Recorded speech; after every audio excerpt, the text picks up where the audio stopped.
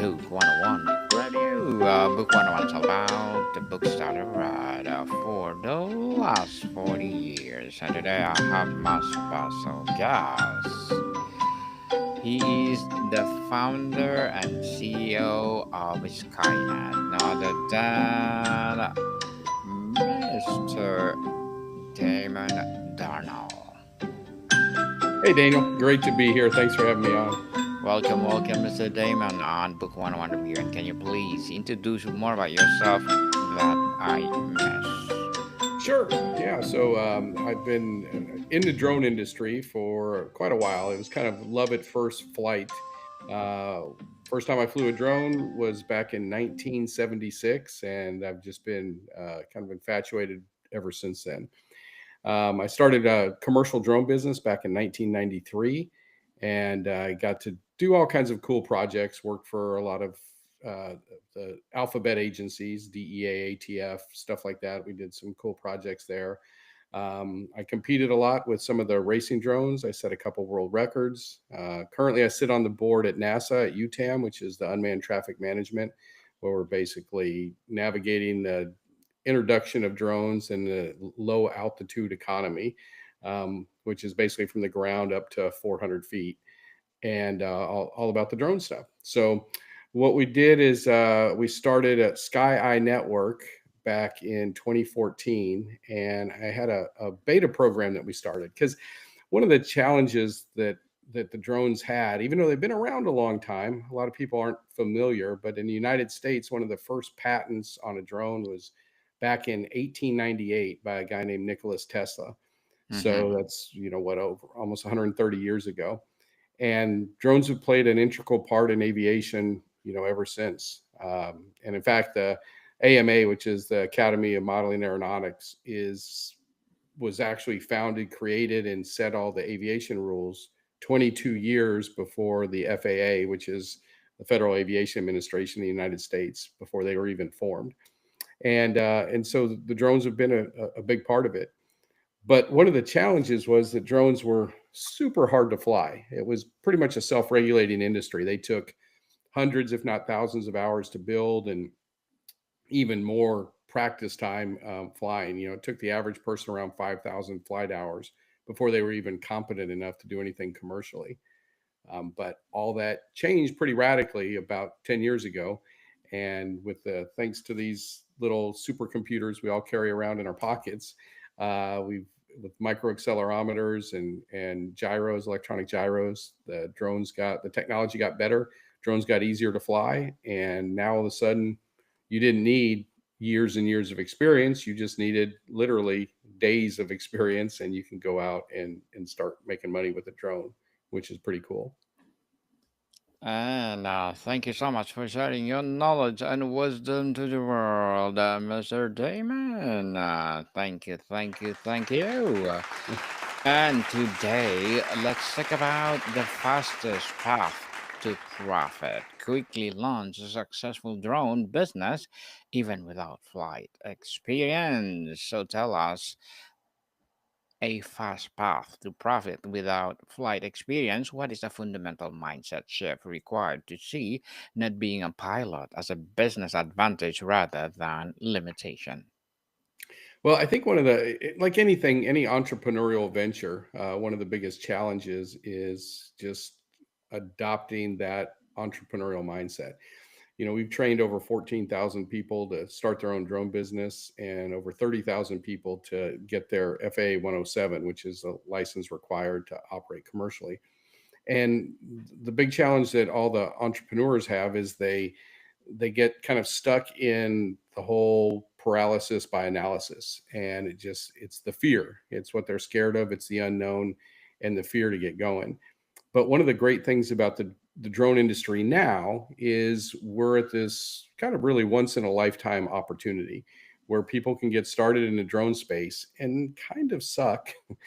Even though I Mhm. don't advocate that anyone sucks at anything, I think you should strive to be the best you can be and master your craft. But the fact that we're just providing aerial imagery and aerial data collection blows most people's minds. And it's a narrow window, because right now the demand is way high and the supply is way down here. But over the next 2 to 3 years, this is going to even out, and it's going to be like every other business out there, which it won't be impossible. It's just going to be 100 times harder to get started with it. So your question, the fastest path to cash, there's over 300 vertical markets, or you could even break that down into over 300 divisions you could build in a drone company. And any one of those could make multiple six figures of revenue. What we've done is we've broken it down to pretty much the top 15, and categorize those in beginner, intermediate, and advanced. And then we've built a whole roadmap around it. And the whole way this whole thing started was back about 10 years ago. I started a beta program, and my idea was, hey, the drones are finally easier to fly than ever. So let's get some people that have no drone experience, no photography or videography experience, because I thought that would be an unfair advantage, and no successful entrepreneurial experience. And the way we define that is somebody that never made more than $40,000 running a business of net revenue. Because there were people that did $1 million a year in gross sales, but by the time they paid employees and materials and commissions and insurance and taxes and all that stuff, they would net out $35,000 a year. So those were the three criteria. We got a big group of people together for that, and they had to fly kind of the more inexpensive drones, because I didn't want them to have fancier, expensive drones that could be more of an advantage to them. And the goal was to get them from 0 to 6 figures of revenue after taxes and everything, net revenue, within that 12 months. And I was a little worried because everybody except for one person was doing it part-time. That one person did it full-time. Everybody else had an existing business they were running or worked full-time for a company.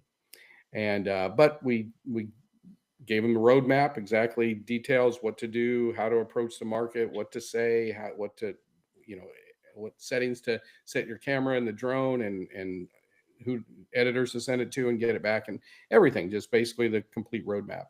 And the commitment they had to do is they had to work at least 1 hour a day on their drone business. That was the minimum. Many of them worked more than that, but that was the minimum requirement. So there was continuity and there was repetition there. And anyway, at the end of that year, all of the people in the beta group hit that six-figure mark, and that's when Sky Network was born, and we launched the network, and the rest is history, as they say. So now what we do is we have a couple different training opportunities. People can learn more about the drone industry in this space, because it's not necessarily for everybody. And so we have a 2 hour training that is just kind of a light introduction. And then we have a 3 day full immersion training, which is it's literally 10 hours a day, 3 full days in a row. And we do a deep dive, and actually people leave there with knowing exactly how to go out the very next day and generate money, get their first client, and get paid that very next day. And we have people do it every event we have. And then if people are interested, then they have the opportunity to work more closely with us and join the network and get access to all of the proprietary and copyrighted our business plans and all the marketing materials and all the settings and a lot of things that when I started the network, it was basically my bucket list of business stuff. It was everything I wish I had when I was running my business. And some of the things are like having heavily discounted photo editors and video editors. Also having wholesale pricing on drones, which was super frustrating for me because I've been in this industry for a long time, and I pretty much always had to pay retail unless it was someone I was sponsored by and they were giving me equipment and stuff. And like to buy one of the more popular drones is a company called DJI. But to buy a DJI drone in the United States, they require a $250,000 initial purchase and then a $250,000 quarterly maintenance purchase. So basically $1 million a year is what you had to spend in at least $250,000 every quarter. And no drone pilot would ever spend that much money. But collectively as a network, we can easily do that. And we just pass the savings on to everyone in the network. So lots of perks and lots of benefits to it. But the whole idea was to take people that wanted to build their own asset, build their own business instead of building it for somebody else. Um, Build their own company that they could leverage, they could sell, they could leave it for their kids or grandkids, um, and they'd have a true asset that they were building, and that was really the whole purpose of it. Mr. Damon, many people get stuck in analysis paralysis over researching drones and license instead of finding clients. What is your step zero action to break this cycle and build momentum immediately? Well, I think that you're right because the number one question that I get is what drone should I buy, right? And then Mm-hmm. once they get a drone, then it's like, oh my gosh, I got to get my license, and they're just fixated on getting the license. And what I found is it kind of reminds me of authors. You know, a lot of authors, if they've never been published, they think if I could just be a published author, then it'll just rain money and I won't have to worry about anything ever again. But you and I know that's not the case, right? That's just one thing. That's kind of like getting a business card. There's a whole lot more that you have to do beyond being published. And the same thing once you get your commercial drone license, and it's the 107 in the United States or with Transport Canada in Canada or whatever country that people are in. But the key is you got to go out and you got to meet clients, and you got to meet them face to face. One of the biggest advantages or opportunities that's currently available in a drone space is because it's new, it's a disruptive industry, and a lot of people don't really understand it or don't know it. um, and that's also one of the things that keeps a lot of people out because nothing's been standardized in this industry as far as deliverables or pricing or anything like that. And there's a lot of people that are waiting on the sidelines for everything to be perfect, but then it's too late, right? Then you miss the opportunity. And so right now, the I think the biggest thing to avoid that paralysis by analysis is getting enough confidence and education where you can go through and then confidently go out there and do it. And you'll never be totally confident, but you do it scared, you do it afraid, and you just get the bird in the air and show the clients what you can do. I think the other thing that I see people get really distracted on is they try and do too many things, kind of the jack of all trades and master of none. So what they do is they take one step forward, going after they're like, oh, I want to do aerial funerals, and they do one step forward on that, and then all of a sudden they're not getting the traction they want. So then they go over here and like, oh, I'm going to do real estate. They take two steps back on this, and then a step forward here, then two steps back on here, and then go into inspection, and then they've spent 6 months basically getting nothing across the finish line, getting nothing done. So I think the important thing is to realize you're not going to know everything, and to just go out there. And if a client asks you a question and you don't know how to answer it, just say, "That's a great question. Let me get back with my team. I want to make sure I get you the right answer that's going to be, the for you, and I'll get back to you." And then go Google it, Chat GPT, Grok, Gemini, find out what you need to do to answer it, and then follow up with them and get back to them. It's Nobody expects anybody to know everything. And so, and the great news is in this, because the industry is really kind of in its infancy, beginning stages, that there's people are just in awe of what you can deliver. So most people don't even ever have a question that they can't answer. Most people are way over prepared going into it. But I think the key is to number one, go out there and do it. Number two, pick one vertical market, one thing to do, and just focus on that. And pick something that's simple, that doesn't require expensive equipment, a big investment, doesn't require a lot of skill or back end software, to go out and do. Because a lot of people they think, oh well, I want to do nuclear power plant inspections. Well, yeah, drones can do that, but you're gonna spend a little over $1 million on equipment, and the equipment you're going to be using and the software that's required and all the stuff. I mean, it takes hundreds of hours to get to the point where you can be competent with that. Versus you could go out for with a $1,500 drone, and you could start doing local businesses, doing aerial imagery or real estate, or even aerial funerals. There's all kinds of all kinds of lower hanging fruit. We call it low hanging fruit, kind of the fastest path to cash, opportunities that are out there. And I think people just they get too caught up with the idea of the big score. But I'd rather make $1,000 a day, every day than make $20,000 once a year on a big project, right? It just it doesn't make sense when people start out. And it's that whole crawl, walk, run, right? And you build your confidence that way. Mr. Damon, you advocate for becoming a drone service CEO first. What are the three core business skills that matter more than piloting skills in the first 90 days? Well, I think that it's a great point because I think people put too much emphasis on the piloting. They think, oh, if I could just be the greatest pilot in the world, and the reality is, it doesn't really matter. I think the biggest emphasis is to go out and just meet the clients, meet your potential clients face to face, and we call it a mafia offer. An offer that they can't refuse. Just come up with some offer that is just it's too good to be true, as your way of doing marketing, rather than go spend hundreds or thousands of dollars on direct mail campaign or on Facebook ads or YouTube ads or any of that stuff. Go out and just meet clients and discount your services on the very first one, or even offer it to them for free on the first one. And so then they can see the benefits, and then also it gets their wheels turning and gets them thinking. So I think the thing that most people make the biggest mistake on is they're not meeting with their clients, and they don't know how to position themselves to the marketplace. So many people make mistakes and fall short on this. A perfect example of this is the proverbial elevator pitch, right?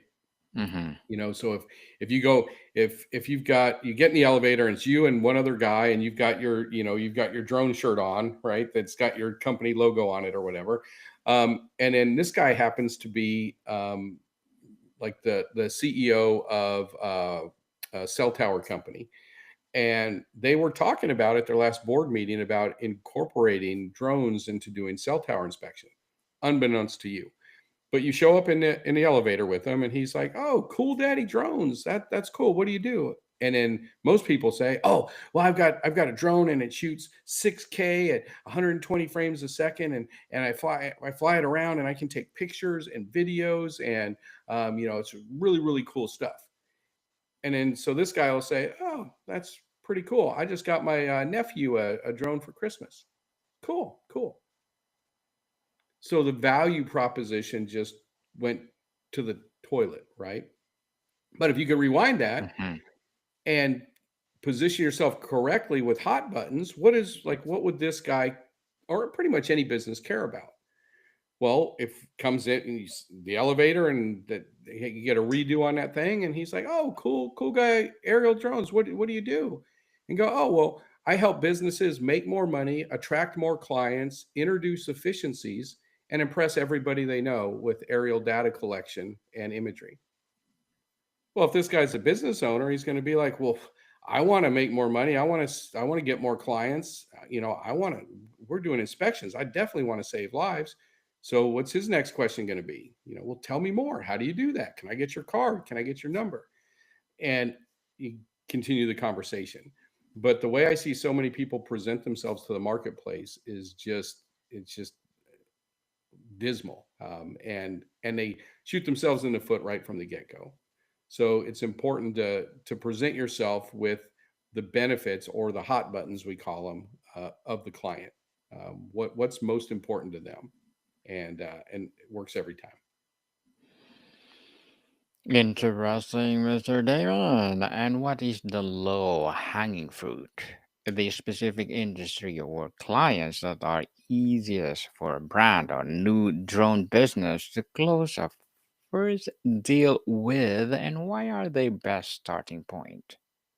So there's several that are what we consider the low hanging fruit. So some are like one particular vertical market is real estate. Another one is doing aerial funerals. Another one is doing aerial imagery, which is local businesses. Another one is doing basic mapping for like golf courses, where we can fly over golf courses or anything with fertilizer and water. And we can tell where they're watering too much, not watering enough, over fertilizing, under fertilizing. And we can literally save them. We save the average golf course about 12 to 16 million gallons of wasted water a year.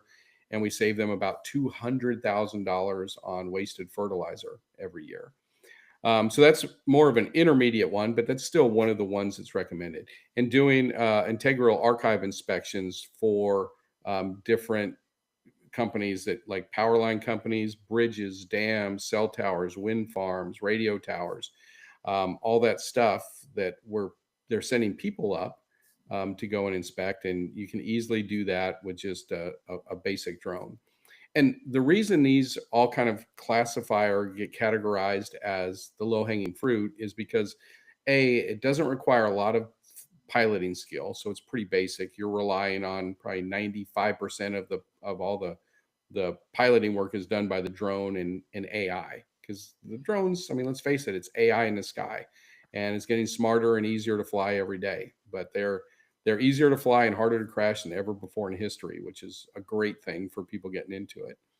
But what makes all those different vertical markets the low hanging fruit is the investment is very minimal to get in as far as equipment goes. So you don't have to spend tens of thousands of dollars on drones. You can literally get in with a $1,500 drone and be up and running and be in business.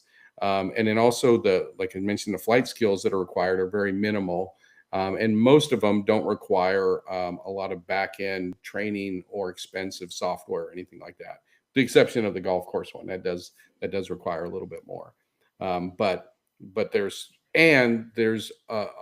a bunch of awareness around these different areas. So you're having to there's less work to educate the client on the benefits and everything that's there. So that's what classifies them into low hanging fruit opportunities. Interesting, Mr. Damon. And as a CEO and founder, what are your short-term and long-term goals? Well, I think the short term goals is to really navigate and incorporate as much of the AI as we can, because one of the challenges with the AI is AI is replacing a lot of jobs in a lot of companies. And I think that you need to be a part of the AI somehow, either working with the code, but that's going to be quickly replaced, and then working with the robots. And in this case, the robots are flying robots. And you can either be, we always say, you can be, um, you can be a part of it, you can be behind it, or you can be above it all. And that's kind of where we are with the AI. So that's the short term goal, and the long term goal is to help uh, our everybody in our network to continue to grow, help more people get into this industry, because the growth that we have is uh, pretty exponential, and I think it's going to be even higher than what they're estimating. So Precedence Research just released their study last month, and of basically the growth. We're about to wrap up we'll hit around $30 billion in the U.S. In the commercial sector. This isn't the military sector, just the commercial sector where all of us would operate. And in the next 7 years, we're gonna grow from this 30 billion to 1.5 trillion dollars in revenue, and somebody's going to get paid for it. So it might as well be you, is the way I look at it. And so we want to Mhm. help people position themselves to take advantage of that, and then also how to position the drone businesses, because they're changing as more AI gets introduced. The human interaction and the piloting skills, those are going away. And so knowing how to maintain and manage and deal with that transition as it comes up. So those are the short and long term goals that we have. Good luck to your goals, Mr. Damon, and looking forward for more success. And what will be your piece of advice for those people out there want to be like you? I think the one thing that always cracks me up when we do our trainings is we'll ask people how much, what do they normally work, and Well, first we'll ask them, we'll show them, if you go out and you do a basic photo shoot, it's going to take you about an hour and you're going to generate $299. Well, $300 an hour is pretty amazing. That puts you into, lawyer category of earnings. But if you just did one of those a day, that puts you above, over $75,000 a year. If you do two of those a day, that puts you over $150,000 a year. And we have people in our network that are doing 18 to 22. I think one guy's done 26. We've had a lot of guys in the 20s, but I'd say around that 12 to 14 a day is what the people that are really hustling out there doing it. But it's funny because when we'll ask people to ask to project, like what would you do? I don't know people's work ethic, so we ask them, how many of these would you want to do in a day? And people say, one, two, maybe three. And I just find it kind of comical that they're willing to work 2 or 3 hours a day, and then how many days a week? And they usually say 3 or 4 days a week. But then I'll ask them after they've submitted all their numbers to us, and then I'll say, well, what are you working now? They're working 8, 10, 12 hours a day, 5, 6 days a week. And I always find it so ironic that people that say they want to be free, they want to be their own boss, they want to be in charge of their own economy, and they're willing to do anything, only want to work 2 or 3 hours a day, 3 days a week for themselves to build their own assets and their own company.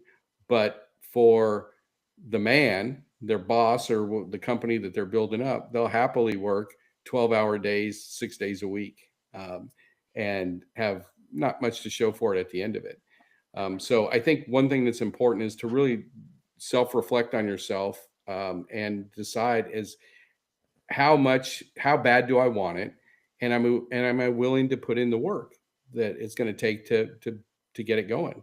Because it does. Anytime you do anything new, it takes more effort and more energy to learn it and figure it out and to get it going.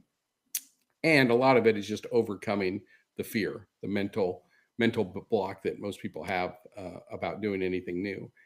And so I think that that's one of the things to get really clear on, and then set some goals and backtrack the goals. So if you want to make $150,000 your first year with your drone business, back that out. What is that going to be each month, and then each week, and then each day, and then track that. And every day, have I hit that number? Have I exceeded that number, or have I fallen short from that number? And then you need to make adjustments and try and do it. It's a lot easier to make little micro shifts than it is to try and correct. You're like, oh my gosh, I'm $30,000 behind.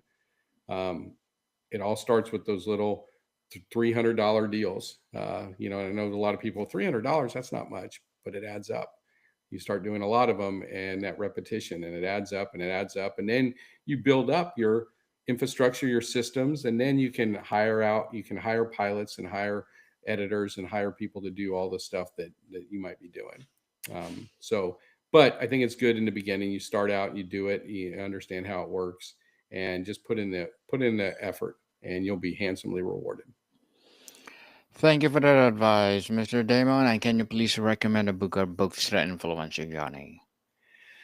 Oh man, there's so many of them. I think uh, Tony Robbins is one that I'd always recommend. Tony's been really influential in my life, and I think has done amazing things. And he's written several books. One of his newest ones about finance, but any of his previous books, the Unlimited Power, Personal Power, those are all fantastic books. Awaken the Giant Within. Another one, it's just I think a good business book is Gap in the Gain. I think that's great. And then an old classic, which I always go back to, and it's funny as I go through my entrepreneurial journey and I progress, every time I read it, I get something new out of it. And it's Napoleon Hill's book, Think and Grow Rich. I think it's those would probably be my three of my top recommendations there. Thank you, Mr. Damon, for recommended books. And what is the single biggest misconception about starting a drone business that you want to shatter for our audience today? The biggest misconception, I guess, is the drones are so easy to fly. I think the three things that people really get hung up on, and we've talked about this already, but it's the flying. And most people, until they've flown a drone, a good drone, they have no idea how easy it is. And the reason it's so easy is all the AI on it, all the onboard learning, and all the microprocessors and computers. I mean, these things, no human could fly one of these if it wasn't for the computers. I mean, these things are doing thousands of computations and calculations every second, and inputting it. And our little brains can't get that many inputs and stuff to our fingers and to make things happen. So just relying on the technology, and I think just trusting that it is that easy until you've flown it. And then the second thing is you don't need to know everything. It reminds me. Richard Branson has a great quote. He says, if somebody offers you an amazing opportunity and you don't know how to do it, just say yes and then figure out how to do it. And I think that's the thing where people, they don't say yes. They have this great opportunity, but they think, oh well, I've got to fly and be an expert pilot, and I've got to study and know every single potential question. Before I could even talk to a client, I have to come up with the 9,600 possible answers to the question they might ask me. And the reality is they never do. They'll usually ask, all the stuff you think is important, they don't care about. They don't care about your skill. They don't care about your how long you've been flying. They don't care about your equipment. You do, but they don't care. All they care about is the result. The realtors, they care that you can help them sell the house faster and for more money, and you can help them convert more of their listing appointments. That's what they care about. Inspection companies, they care that you can save lives and keep people from getting injured, get them better data that they can actually make actionable decisions on, and save them money and have new efficiencies. And that's essentially the reality of it. As long as you can provide that stuff for your clients, which is easy to do, and drones can pretty much do that in almost every business sector out there, which is pretty amazing. It's just wide open. Um, so I think that all that, and probably the biggest thing that encompasses it all is people just think that it in their mind it's harder than it is, and they build it up as this big thing. It's kind of like a little kid when they're in their bedroom and there's a monster in the closet or under the bed, and they're all scared and terrified, and they're frozen with fear. And I think that's what happens with most entrepreneurs. They build it up in their head as this big, scary, impossible thing. And then if you have a mentor that comes in and shows you the way, or with the kid, your parent comes in and turns on the light, opens the closet door, looks under the bed, there's nothing here, and everything is good, right? Life is good. It was that easy. Um, and so I think that's having somebody that knows the road ahead is a big help. Because if you can't believe in yourself, at least you can believe in their belief in you, and what's possible. So, Life is good indeed. And before we wrap up our discussion for today, Mr. Damon, I'm inviting you to please do listen to my other podcast, people, because my Abstract Essay is already in fifth season, Abstract Poetry in second season, and my Book 101 review in fifth season too, Comedy 101 second season, and my Food 101 in fifth season as well, Geography 101, Love Letters, Movie 101, and Music 101 are fourth season, Science 101, Sex 101, second season of my baby podcast, Law 101, Mental Health 101, and Bible Verses 101. Please listen to them wherever you listen your podcast. So, Mr. Damon, if someone is listening and feels overwhelmed, what is one single action they should take this week to start their journey toward a profitable drone business? well, I think that first of all, don't focus on the overwhelm. Just pick one thing. You just need to take one step. Like Jim Rohn says, you take a step, and then you'll every time you take a step, you'll always be able to see farther because you've moved. You have at least a little momentum. So what I would suggest is whatever the thing you're most scared to do, the thing that you come up with the most excuses why you can't do that.